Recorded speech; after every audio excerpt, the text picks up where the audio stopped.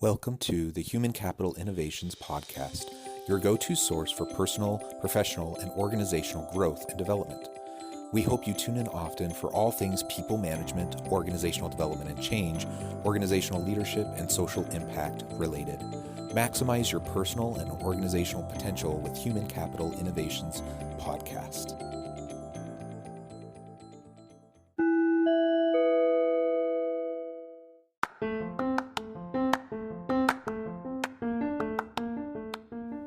Welcome to the Human Capital Innovations Podcast. In this HCI podcast episode, I talk with Patricia and Kasia about creative new techniques in HR and retention in the new year.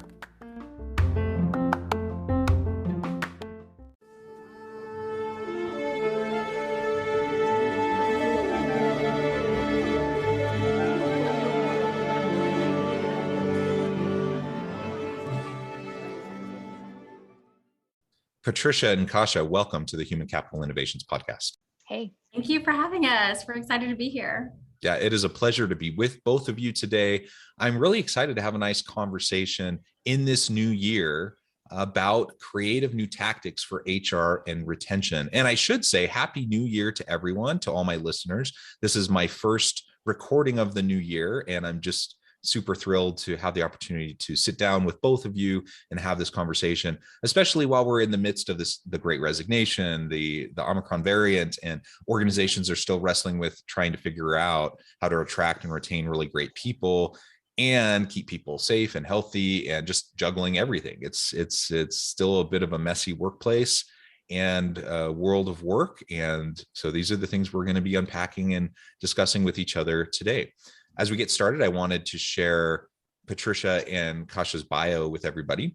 As the CEO and founder of the Atlanta-based Mission Recruit, Patricia Karam is a driving force introducing human design to corporate America. With more than a decade of experience working with Fortune 500 companies nationwide, she launched Mission Recruit with the vision of delivering best-in-class services by combining the sophistication of a large recruiting company with the heart and personalization of a smaller staffing agency. And I could go on, but I'll let Patricia share a little bit more about herself here in just a moment. And I wanted to share Kasia's bio as well. As an HR leader, Kasia Jakarsezian has more than a decade of experience building and scaling teams in the retail and hospitality industries.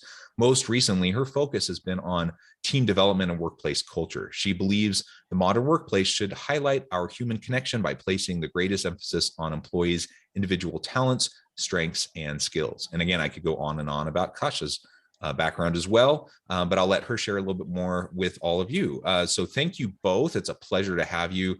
Patricia, maybe I'll let you go first. Anything else you would like to share with listeners by way of your background or personal context, and then we'll go over to Kasia. Yes, of course. And thank you so much for that great introduction, and Happy New Year to you too. So at Mission Recruit, we're a women-owned and minority-owned staffing firm. We specialize in IT and leadership, and we have three primary pillars, which Jonathan mentioned. It's best-in-class recruiting services, it's keeping the human in HR through human design, and our mission to give back. So we donate locally to survivors of domestic violence and human trafficking. That's wonderful. And how did you find yourself in this space and starting this company? Well, I've been in staffing for over 10 years, and I just realized that I just have a huge passion and want to give back. And so whatever way I can be abundant through the company, I want to give back to the community. And so I've always tended to have a soft spot for survivors of domestic violence and human trafficking. Wonderful. Kasia, anything else you would like to share with listeners? Yeah, well, thanks again. Happy New Year to everyone. My name is Kasia. I work with Patricia at Mission Recruit, essentially bringing human design into workplaces.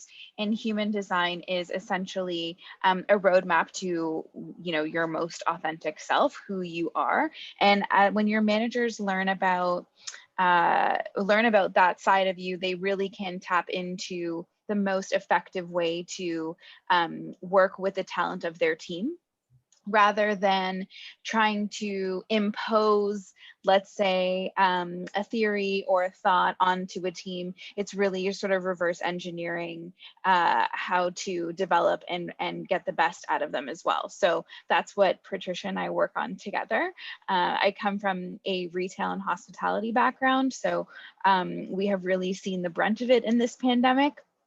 And it's really forced us to, and me as an HR leader, to really transform the experience of our team. I work with a company that employed over 150 hospitality workers at the beginning of the pandemic. We're now at like a third of that. But outside of that, we've seen some really amazing things happen in the last 2 years that I don't think we could have been able to witness without sort of, the big P word getting into the way. Yeah, thank you. And yeah, the hospitality industry has been hit really hard. So I'm actually curious because I haven't talked with too many people specifically within that industry in terms of how the Great Resignation has impacted that, with staffing, and in the labor market being quite unique in that space. What can you share with us about that?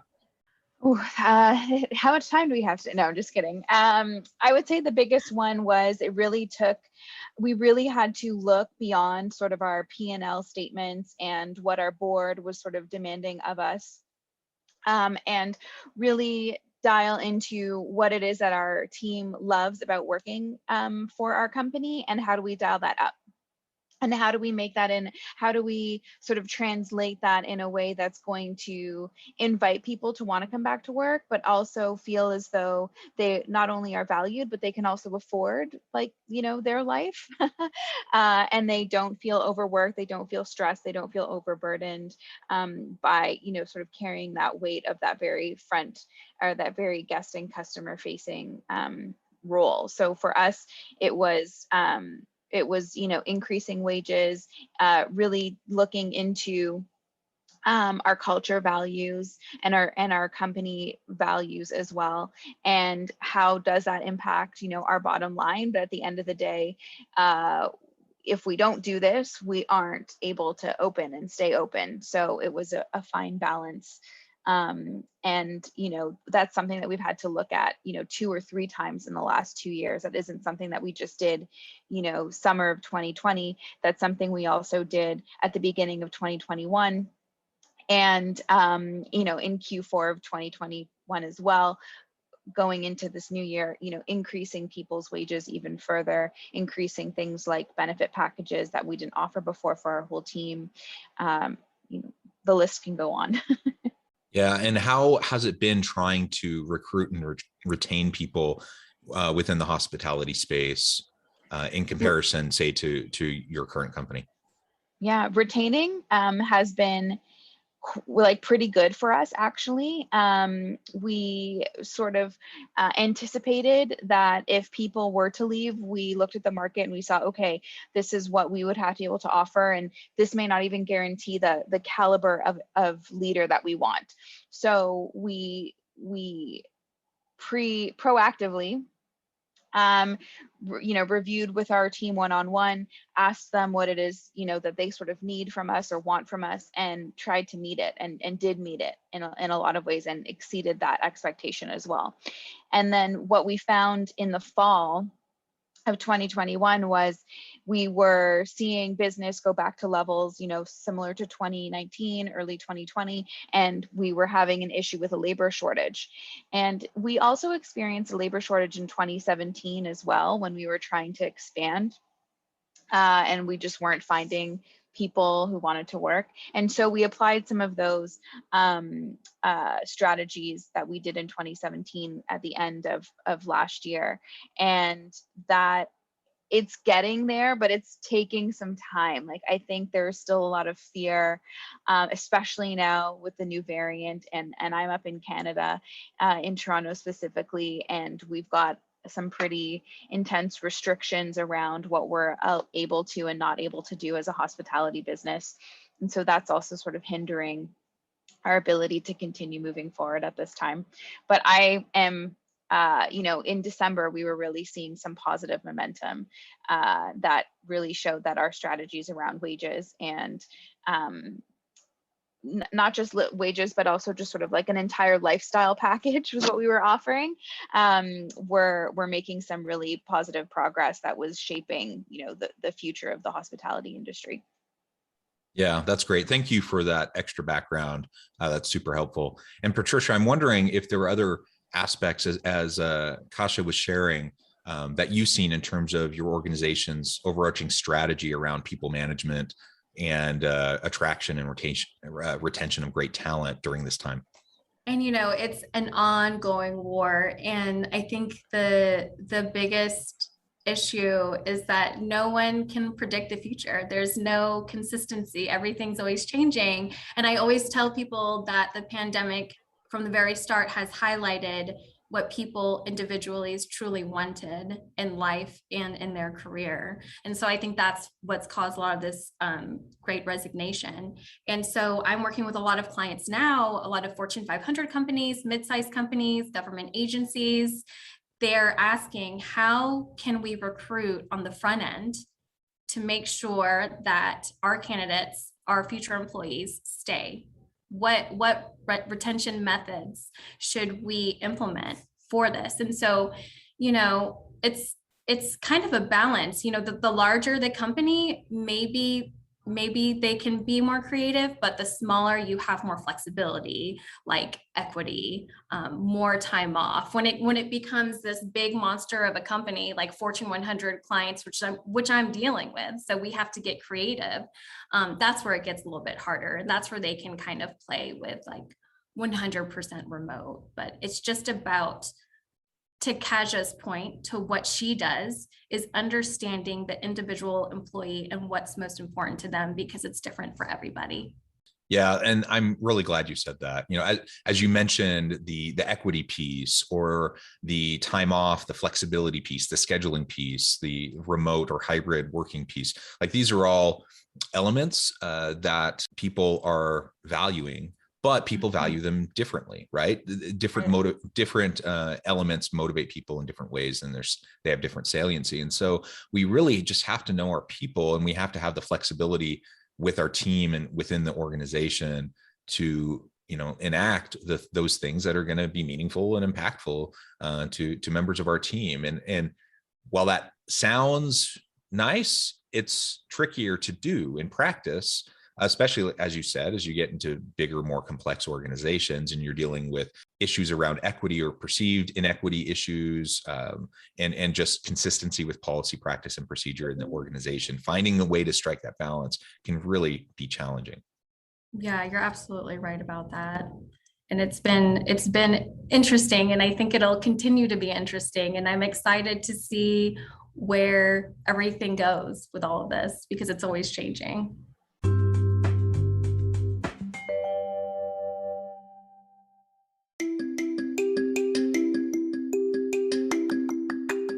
I'm excited to announce the publication of my new book from HCI Press, Bluer Than Indigo Leadership: The Journey of Becoming a Truly Remarkable Leader. Early in my adult life, I learned about an Asian proverb that translates as bluer than indigo. If you think about the color indigo, it is a brilliant, deep, and vibrant blue, what some would call the bluest of blues. To have something that is bluer than indigo is rare and truly remarkable. Contrary to popular myth, there is no one-size-fits-all or cookie-cutter approach to effective leadership. There's no silver bullet, no secret sauce, no go-to model that will solve all of our problems. The truth is, great leaders have all had their unique strengths and flaws, and have all had to discover and then pave their own distinctive path in their life's journey to fulfill their leadership potential. Bluer Than Indigo Leadership will help you discover your own path and explore those ordinary, everyday actions that will help you respond to an uncertain future and produce extraordinary results for individuals, teams, and organizations.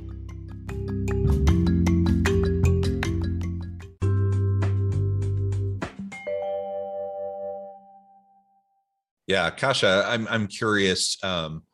Anything else that specifically is sticking out to you right now as you're considering, first couple quarters of 2022, in perhaps new creative tactics that we can take in terms of retention, of really great people, so that they don't For jump sure. ship. They don't jump ship and leave and go to, chase the next offer, where they may get a better salary or a sign-on bonus or something like that. At least it may seem that way. But what way can we do to battle that?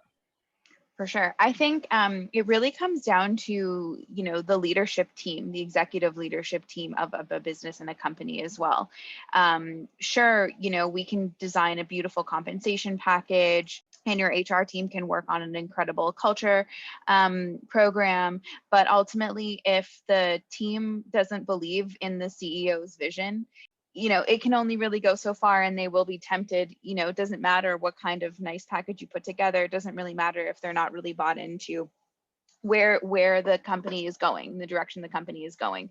So I would say in Q1, or if it hasn't been done already, going into 2022, executive leadership teams really sitting down and being like, okay, which direction are we heading in this year? How can we foster a sense of safety, foster a sense of resiliency within our business, and still be able to be profitable and be able to pivot? And how do we do that in a way that's going to keep our teams engaged?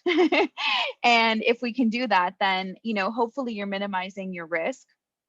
But at the end of the day, as Patricia was mentioning, radical transparency is part of this sort of new wave of team, of existing. And when you have a CEO kind of be honest, or not even just a CEO, but anyone in a high position of seniority, just being honest, being like, okay, I'm not really 100% sure, but this is what I want to get accomplished, or this is what I want to do. I think that can really create and foster a huge sense of trust amongst the team, and really lower the potential for people leaving. Yeah, and I really like how you focus in on the radical transparency piece. I think in this day and age, people just have a much higher expectation around mutual accountability and trust being developed within their team and within the organization. And that transparency piece is core to that. And frankly, millennial, particularly younger millennial and Gen Z workers, they just have zero patience for obfuscation and games and the politicking and just the gaslighting that has become, unfortunately, so common in a lot of organizations and in many leaders' styles. I see it all the time, and where someone may have been able to get away with it even 10 years ago, even 5 years ago, even 2 years ago, people just aren't putting up with it, and they're taking off to the next opportunity that may be offering more money, but it's not just the money. It's the flexibility piece. It's the scheduling piece. It's the whole total compensation and benefits package that people are looking at. And so we really have to take into account all of those elements, and that culture piece of radical transparency in fostering a psychologically safe culture of mutual accountability and trust. It's just so essential in the new world of work. I completely agree. If you don't mind me adding on to that, this is why I am so about keeping the human in HR. I think it's so easy to forget that this is a part of HR, the human aspect of it. And I think right now it's definite. Everyone knows it's a candidates market right now.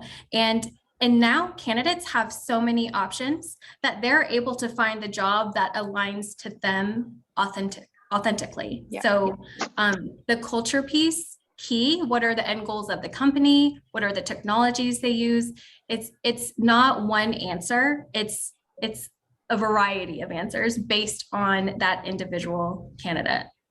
Yeah, and the mission and values alignment between candidates and the organization, and even specifically within the team that they're going to be working with, that is just more important than it's ever been. This is an area where I've done a good amount of research myself, and it's one of the foundational drivers for a lot, particularly for younger people, that they want to see that values alignment. And it's better for the organization, and it's better for the individual. Organizations want people who align with their values and want to contribute to its stated mission. But me as a worker, as an individual within the team, I want to be somewhere where I can get excited and wake up every morning knowing that I'm going to go do work that aligns with my core values. And it's not even about trying to figure out who has the better values. That's not it. It's alignment. It's about having values that are true to the organization and true to your individual authentic self, and then finding a way to align those. And some people just function better in a certain environment, versus another. And we're doing everyone a favor when we can foster that kind of an alignment, for the organization and for the team. You're absolutely right about that. And I think another thing individuals crave is knowing that they're making an impact, especially with the younger generations, like you mentioned, knowing that they're making a difference in the company and the team some way. And as leaders, taking your ego out of it. If you have someone on your team who wants to pursue a different path, encourage that. Don't be hard done by the fact that they want to pursue or their goals have changed. That's a beautiful thing that you can offer someone on your team, that support and that commitment to see their growth, even if it is outside of the company that you're currently working for. That's incredibly memorable for them as well. Yeah, it's meaningful, impactful, and memorable. And I mean, we all know that there are limitations. There is scarcity of resources that an organization, has to wrestle with. And so whatever organization I may be working with, I know that they're going to want to try to keep up with market trends and compensation and benefits. But there's just the reality of keeping the doors open, making payroll and all of that. And it's a challenge, and people aren't stupid. They know that. They may not always be super patient with it, but I think most people, especially if they've been around and they buy into the mission and the values of the organization, they know that, they understand it. They're going to be patient with it, but they want to know that they're going to have opportunities for continual growth and development, so that they're not going to stagnate in their career. And people are willing to put up with slightly below market level pay or benefits packages if they are being invested in by their organization, if they know that they're being empowered to grow and develop, and they know that they have a great leader who is going to coach them and mentor them and give them the opportunities that they'll need to grow into their next opportunity. When we have leaders like that, we tend to thrive, and we're just willing to put up with a lot more of perhaps the slight lagging pay issues or benefits issues. Not to say that, we want to give organizations a pass and not trying to stay up to market, but it's just the reality that organizations are facing. And that development piece, that ongoing growth piece, is one that we just shouldn't forget about. Well, Patricia and Kasia, this has been a really fun conversation. I know at the time I'm going to have to let you go here in a few minutes, but before we close today, I wanted to give you both a chance to share with listeners how they can get connected with you, with your team. Give us any final pitch that you have around some of your products and services, and then give us a final word on the topic for today. Awesome. Thank you, Jonathan. It's been an amazing conversation. Thank you for having us. And to go along with this whole topic of conversation, keeping the human in HR, whether you're a leader looking for a job, you're on a team trying to get promoted, just always remember that in every aspect, and always remember the end goal. We offer human design. Actually, Jonathan, it would be cool if we could do that for you sometime. Offline, I'll email you, and Kasia could do a human design assessment for you. But we do individual assessments and also team workshops. And you can find us at our website, missionrecruit.com, and we're on all the socials, YouTube, LinkedIn, Instagram, and we would love to hear from anyone and everyone. Wonderful. And anything else you would like to say, Kasia? Yeah, adding on to what Patricia said, we've developed a roadmap that helps you understand who you are, how to be yourself, how to optimize your team's performance and experience without all of the personal development noise. And so our goal is to really help people understand their decision-making styles, their leadership styles, and learn as leaders how to recognize and leverage the contributions of everyone on your team. So check us out at missionrecruit.com, and feel free to send us an email if you've got any questions. Wonderful, wonderful. It has really been a pleasure talking with you both today. I appreciate you taking time out of your busy schedules to share your insights and your experience with me and my listeners. And as always, I hope everyone can stay healthy and safe, that you can find meaning and purpose at work each and every day. And I hope you all have a great week.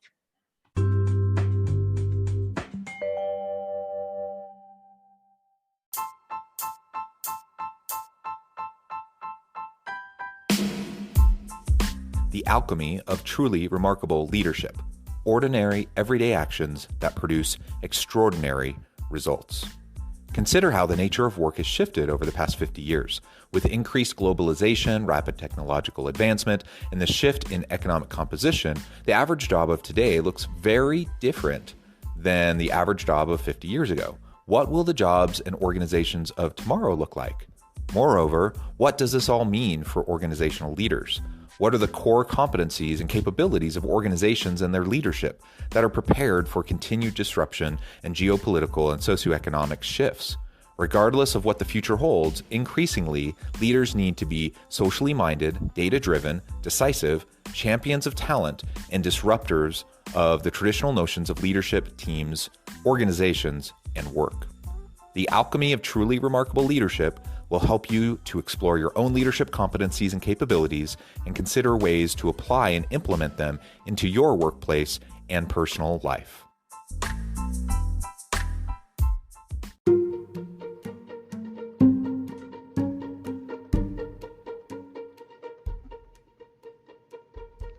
Check out Human Capital Innovations magazine, Human Capital Leadership. Human Capital Leadership is a free, interactive e-magazine with the mission to help individuals, leaders, and organizations find innovative approaches to maximize their human capital potential. We publish issues quarterly in August, November, February, and May. Take a look at the latest issue and let us know what you think.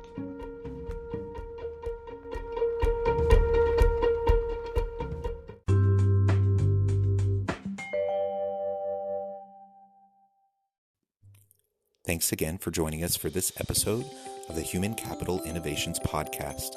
I hope you stay healthy and safe and that you have a great week.